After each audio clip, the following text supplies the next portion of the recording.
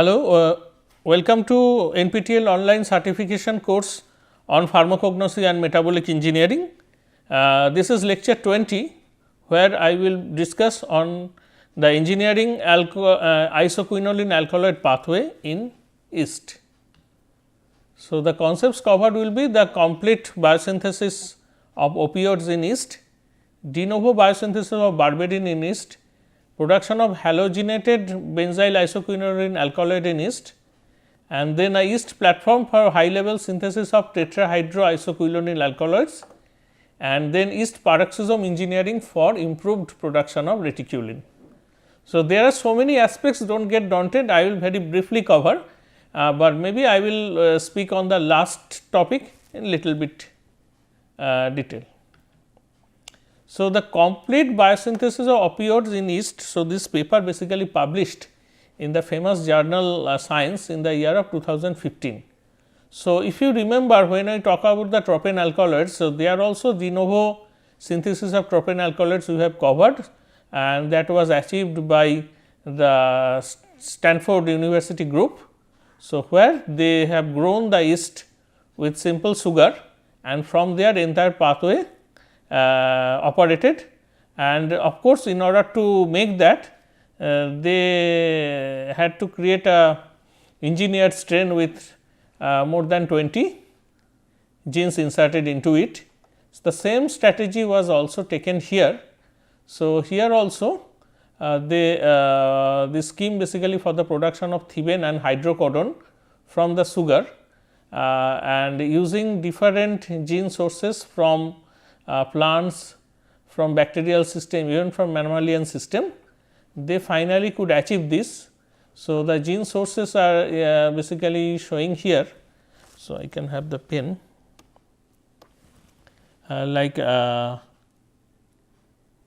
so purple arrows for the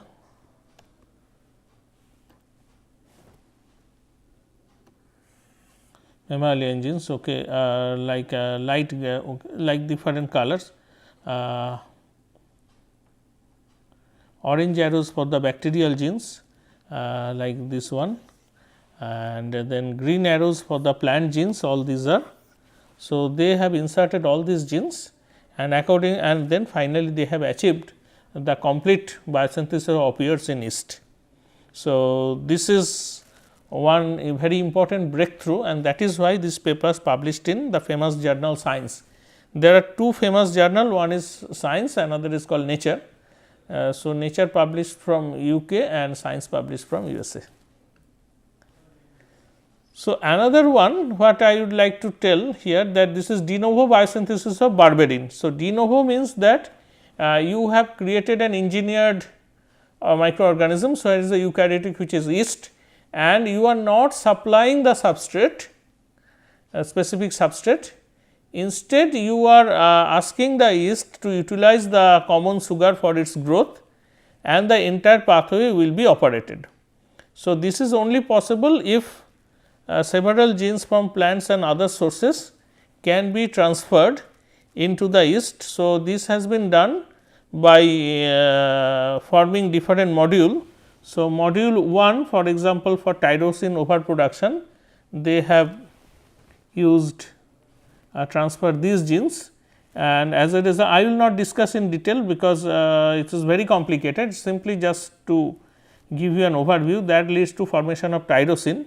The second module is that benzyl isoquinoline alkaloid scaffold formation. For there, they have had the genes from the plant source as well as from another heterologous source, and then that leads to formation of norcocloudin, and the module 3 is basically from norcocloudin to further modification leading to 3' hydroxy N norcocloudin, and then comes to the module 4. So, this is from there the reticulin is synthesized 4 by 4' OM2, and once reticulin is there, then the genes from the plant sources are transferred, and then what we see, that is the most important point, is the berberine bridge enzyme, and it form the berberine. So, that means when all 4 modules are stitched into the yeast genome or tailored into the yeast genome. So, yeast, if it survived, if it function, then it should be able to take the sugar and perform all the operations leading to the formation of berberine, and in fact that has happened, and this paper published this year only 2023 in the journal called Communication Chemistry, which is basically a Springer Nature publication. An important point is genes. So, they have used 19 genes including 12 heterologous genes from plants and bacteria, and then overexpress they have actually they crack the bottleneck that requires fermentation, scaling up, heating treatments, and finally, that leads to increased berberine titer by 643 fold, and that is coming to 1.08 milligram per liter berberine by the yeast cell. Okay. In order to produce at industrial scale, this need to be upscale further, but still this is basically an important breakthrough, and this published also in a very good journal. The third one, so this is basically in continuation with this. So, what they have done in this yeast, engineered yeast, now they wanted to see how much it has this, how much it can relax its substrate specificity. So, they did feeding with fluorotyrosine, and then fluorotyrosine subsequently will be taken up and leading to the formation of all fluoroderivatives. So, finally, basically this is called substituted tyrosine derivatives are produced. You see, now these fluoro substituted components have more applications in the pharmaceutical industries. So, this is basically again the efficiency and promiscuity of the pathway, which allows simultaneous incorporation of 2 fluorine substituted tyrosine, and that leads to formation of different fluoroderivatives including difluorocochlorine. So, and THCB is basically tetrahydroxy benzyl isoquinoline alkaloids, tetrahydroxy isoquinoline alkaloids. So, that is THC. So, the another paper which appeared last year in Nature Communications.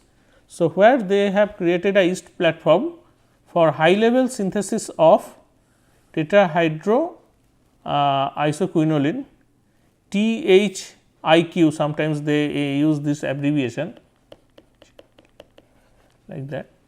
And so, what they have done, as you see from the color here, so they have transferred these different genes from different sources into the yeast, and as a result of that it produces this tetrahydroisoquinoline alkaloids.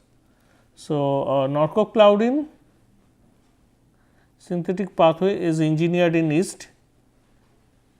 So, the native yeast pathway, which is green, which supplies 4-hydroxyphenyl acetaldehyde from L-tyrosine here, while heterologous pathway, which is blue, this is heterologous pathway which generates dopamine and from L-tyrosine, and then there are these genes cytochrome P450, which is more active in plants compared to the other one. So, that means the D5 is more active, this is more active, and then this was engineered, and then finally, the norcochlorine synthase, that basically catalyzes the reaction and it forms the norcochlorine. So, this is again another important breakthrough.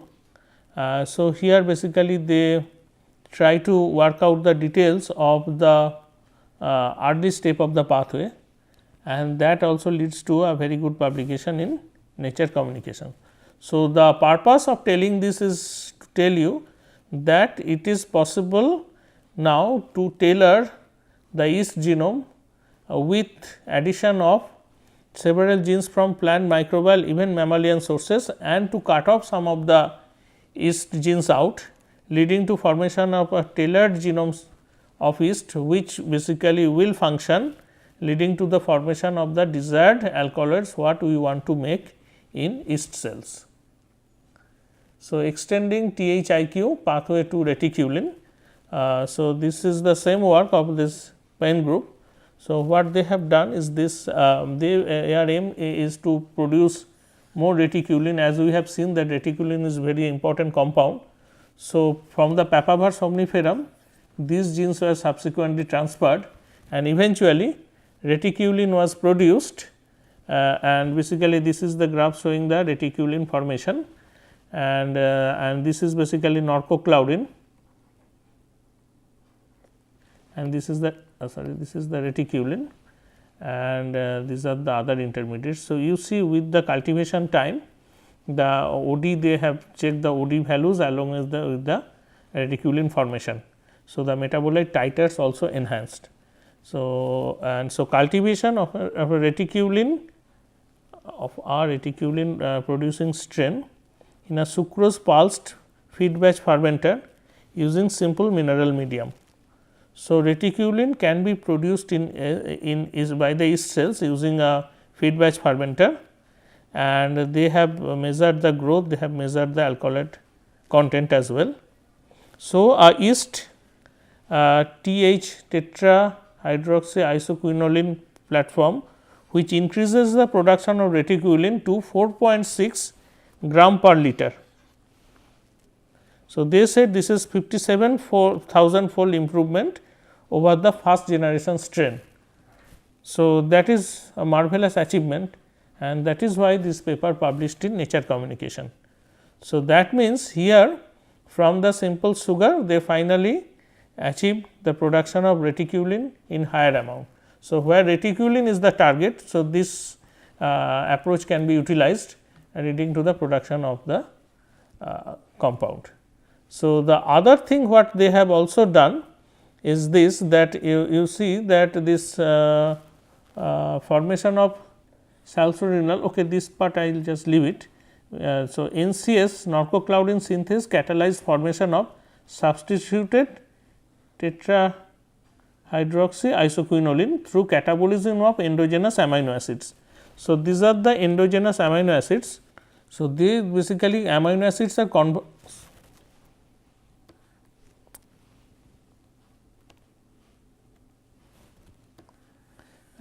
are converted to the respective aldehyde via sequential transamination. So, these are the aromatic amino acids and these are the aldehydes, their corresponding aldehydes, and this they have made this transformation by sequential transamination using these genes arrow 8, arrow 9, arrow 10 and the decarboxylation wherever required. And once this is formed, then with the dopamine and the norcocloudin synthase, these all will be utilized, and these aldehydes will be converted to their corresponding substituted tetrahydroxy isoquinolines. So, when this is the substrate, this is the product, when this is the substrate, this is the product, when this is the substrate, this is the product, and when this is the substrate, this is the product. So, that all has been achieved, and this is again by de novo synthesis in the engineered strain. So, although it looks a bit complicated, and perhaps this itself demands a full class to explain, but I do not want to make taxation in your head. That is why I just simply give you some glimpses of the sort of work what scientists did in order to make the yeast system as an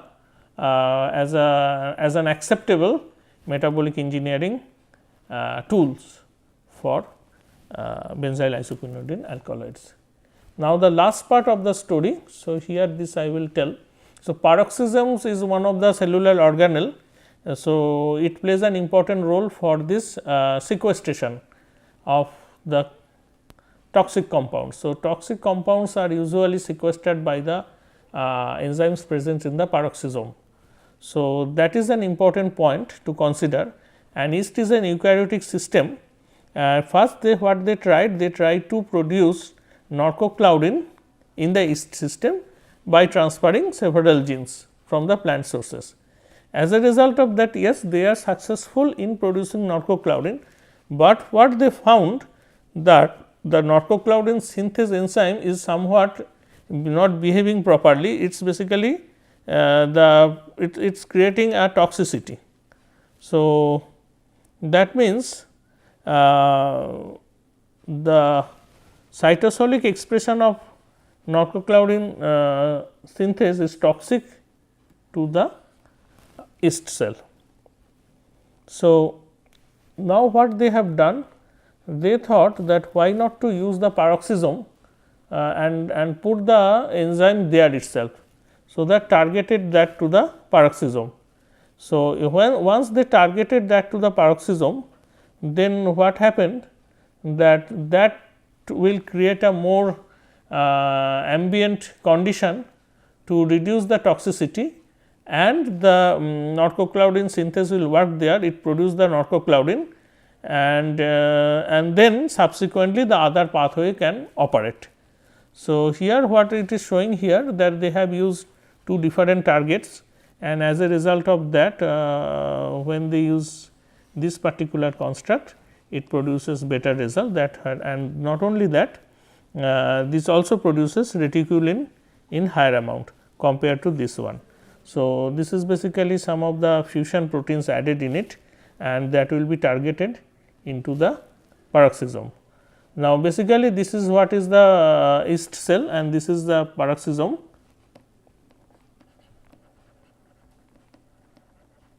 So, here what is the narcocloudin synthase is targeted inside, okay, and narcocloudin synthase, okay, and as a result of this enzymatic reaction it produces narcocloudin.